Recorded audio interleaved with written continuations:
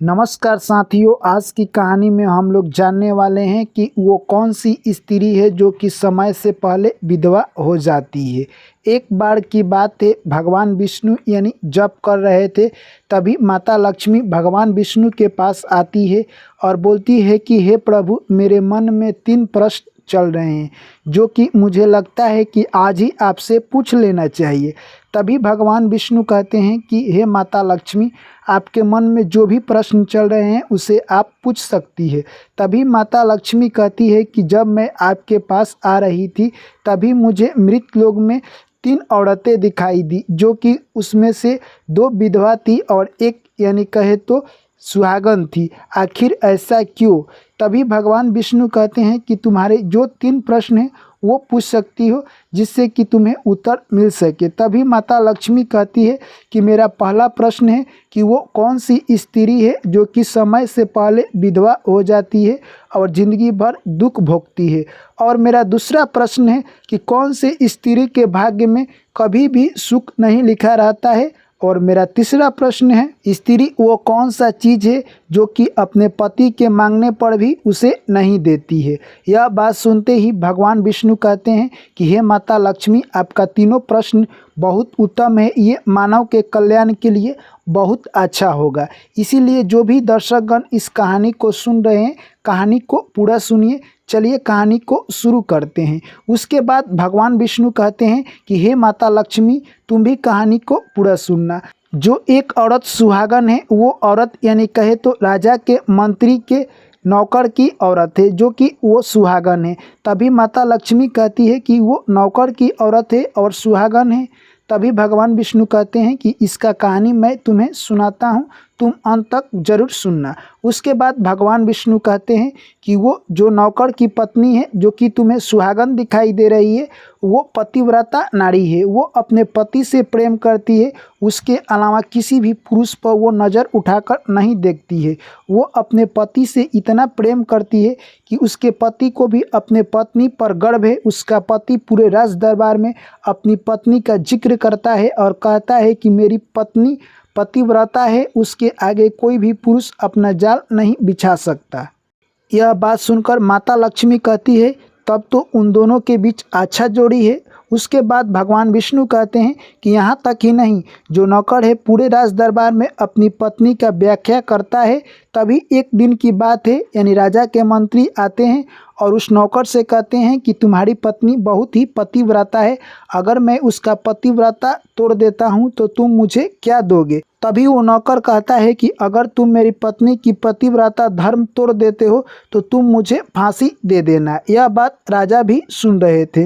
राजा कह रहे हैं कि हे नौकर, तुम्हें अपनी पत्नी पर इतना यानी विश्वास है कि तुम उसके लिए जान दे रहे हो। तभी वो नौकर कहता है कि हे मालिक, मेरी पत्नी पतिव्रता है, वो किसी के सामने झुकेगी नहीं और किसी के जाल में फंसने वाली नहीं है।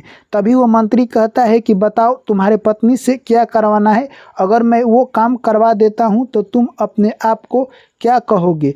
तभी वो नौकर कहता है कि हमारे शादी के समय मैंने अपने पत्नी को एक मंगलसूत्र दिया था, अगर तुम उस मंगलसूत्र को लेकर आते हो तो मैं जान जाऊंगा मेरी पत्नी यानी पतिव्रता नहीं है। और उसके गुप्त अंगों पर कुछ निशान है, वो भी तुम पता कर कर आओगे तो मुझे पक्का विश्वास हो जाएगा कि मेरी पत्नी पतिव्रता धर्म का पालन नहीं करती है। यह बात सुनते ही यानी कहे तो मंत्री कहता है, ठीक है, मैं आपको 7 दिनों के अंदर में यह सब सबूत दिखा दूंगा। दोस्तों, उसके बाद वहां से मंत्री सीधे जाता है यानी कहे तो नौकर के घर और उसकी पत्नी के बारे में पता करता है। तभी वहां पर जो भी स्त्रियां थी वो सब कहने लगती है कि वो पतिव्रता नारी है, उसके सामने कोई भी मर्द नहीं टिक पाता है, यानी किसी का दाल गलने वाला नहीं है। तभी वो मंत्री सोचने लगा कि मैं आखिर कौन सा दिमाग लड़ाऊं जिससे कि मेरा यानी चाल कामयाब हो जाए। तभी वो जाता है, एक गांव में रहती थी जो कि औरत थी, वो किसी भी काम को आसानी तरीके से कर देती थी, यानी वो किसी औरत के साथ जाकर उसे झांसा देती और अपना काम निकलवा लेती थी। यानी कहने का साफ मतलब है मेरे दोस्त, उसका नाम था तीतड़, यानी वो किसी को भी अपने झांसे में भुसला लेती थी। तभी मंत्री तीतर के पास जाता है और कहता है कि तुम मेरी एक छोटी सी काम अगर कर देती हो तो मैं तुम्हें मुँह मांगा इनाम दूंगा। तभी तीतर कहती है तुम्हारा काम क्या है। तभी मंत्री कहता है कि नौकर की जो पत्नी है उसके बारे में मुझे कुछ खास जानना है और उसके पास कुछ सामान है वो भी मुझे लेना है। तभी तीतर कहती है कि नौकर की पत्नी बहुत ही पतिव्रता धर्म का पालन करती है, उसके पास कोई पुरुष नहीं जा सकता है और उसका सामान लेना तो बहुत दूर की बात है, उसके पास जाना ही मुश्किल है। तभी वो मंत्री कहता है कि तुम ऐसा अगर काम नहीं करोगी तो मैं किसी दूसरे को देखूंगा और उससे मैं यह काम करवाऊंगा। तुम्हारे पास मौका है, मुँह मांगा इनाम मिल सकता है। तभी तीतर ने दिमाग लड़ाया और कहा ठीक है, आपका काम हो जाएगा, आपको मुझे मुँह मांगा इनाम देना होगा। और उसके बाद तीतर कहे तो अपने फेर में लग जाती है और वो कहे तो नौकर की पत्नी के घर जाती है और बोलती है कि मैं तुम्हारी मौसी की लड़की हूँ और तुमसे पहली बार मिलने आई हूँ, क्या तुम मेरा सेवा सत्कार नहीं करोगी। तभी यानी नौकर की पत्नी जो कि पतिव्रता धर्म का पालन करती है वो कहती है कि मैं आपकी सेवा सत्कार जरूर करूँगी और उसे घर में ले जाकर बैठाती है। अगले दिन जैसे ही सुबह होता है नौकर की पत्नी स्नान करने जाती है। तभी वो तीतर थी जो कि जाकर उसको स्नान करवाने लगती है और मौका पाते ही उसके आँख में साबुन लगा देती है जिससे कि उसे दिखाई नहीं देता है और उसके गुप्त अंग पर जो निशान था वो देख लेती है। उसके बाद जो नौकर की पत्नी स्नान कर लेती है और जाकर अपने रूम में कपड़ा बदलने लगती है, उसी समय वो तीतर यानी कहे तो उसके घर में घुस जाती है और मंगलसूत्र उसका लेकर वहाँ से रफू चक्कर हो जाती है और उस मंत्री के पास जाती है और वो मंगलसूत्र दे देती है और नौकर की पत्नी का जो गुप्त अंग पर निशान था वो भी बता देती है। मंत्री अब खुश हो जाता है और सोचता है कि अब नौकर इस दुनिया को छोड़कर इस धरती से चला जाएगा और अगले दिन राज दरबार में पधारता है और कहता है कि मैंने आपकी पत्नी का वो सामान चुरा कर लाया है, आप और आपकी पत्नी ही सिर्फ जानती है और आपके पत्नी के गुप्त अंग पर एक निशान है वो भी मैं आपको बताऊंगा। अगले दिन राज दरबार में यानी मंत्री कहता है कि ये मंगलसूत्र तुम्हारे पत्नी के हैं, देखो इसे मैंने चुरा कर लाया है। तभी जैसे ही वो नौकर देखता है तो समझ जाता है कि मेरी पत्नी पतिव्रता धर्म का पालन नहीं कर रही है। तभी उसके बाद यानी वो मंत्री कहता है कि तुम्हारे पत्नी के जांघ पर यानी तिल का निशान है। यह बात सुनते ही जो भी विश्वास था यानी नौकर को अपनी पत्नी पर पतिव्रता धर्म का, वो सोचने लगता है कि मेरी पत्नी अब पतिव्रता धर्म का पालन नहीं कर रही है, वो मेरे साथ विश्वासघात कर रही है और वो कहता है कि मैं शर्त हार चुका हूँ, अब आप मुझे फांसी दे सकते हैं। तभी राजा कहते हैं कि तुम्हें फांसी 15 दिनों की बाद दी जाएगी। ऐसे ही दिन निकल रहे थे, फांसी देने का दिन आ गया। तभी राजा कहते हैं कि तुम्हारी आखिरी इच्छा क्या है। मैं अपने पत्नी से मिलना चाहता हूँ। राजा उसके पत्नी को वहीं पर बुला देते हैं।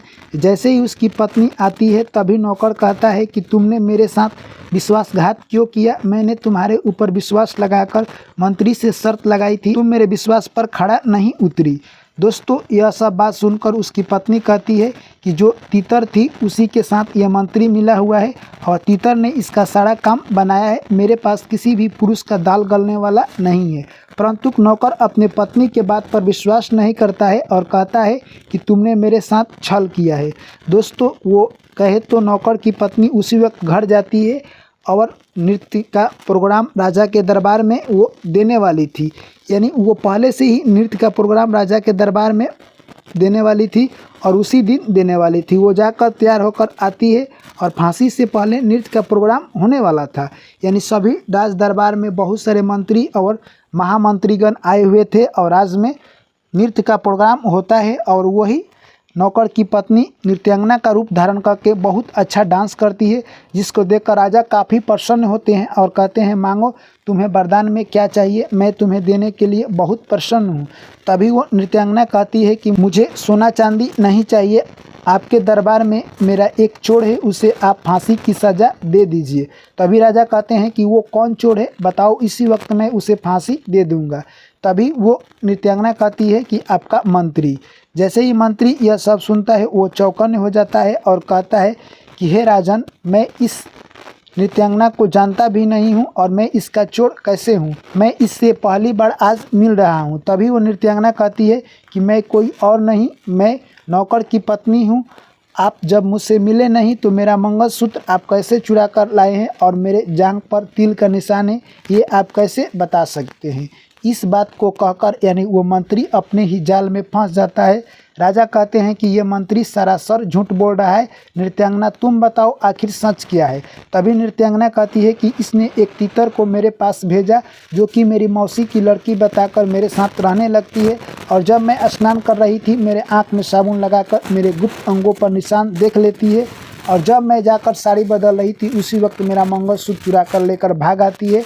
और तीतर को यह मंत्री मुँहमांगा इनाम देने के लिए कहा था, और वो मंत्री को सारा बात बता देती है, और मंत्री आपके पास आकर यानी हमारे पति को फांसी के तख्तों तक पहुंचा देता है।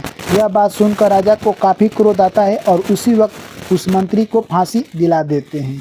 तभी यानी भगवान विष्णु कहते हैं कि हे माता लक्ष्मी, आपको समझ आया। अब तुम्हारे 3 प्रश्न हैं, उन तीनों प्रश्नों का उत्तर मैं एक एक कर देना चाहता हूँ। तुम्हारा पहला प्रश्न है कि वो कौन सी स्त्री है जो समय से पहले ही विधवा हो जाती है। वह स्त्री जो कि अपने जीवन में अपने पति का नाम लेकर बुलाती है।